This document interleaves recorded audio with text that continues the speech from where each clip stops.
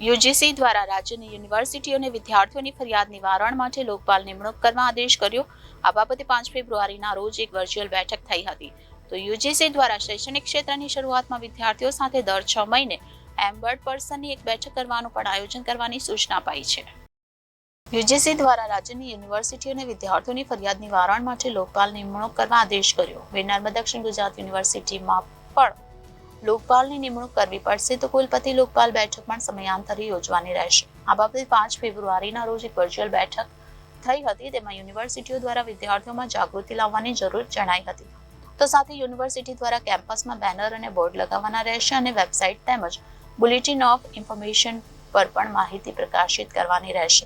તો યુજીસી દ્વારા શૈક્ષણિક ક્ષેત્રની શરૂઆતમાં વિદ્યાર્થીઓ સાથે દર 6 મહિને એમ્બર્ડ પર્સનની એક બેઠક કરવાનું પણ આયોજન કરવાની સૂચના અપાઈ છે. Reporter Arvind Rathod, Janadesh news, Surat.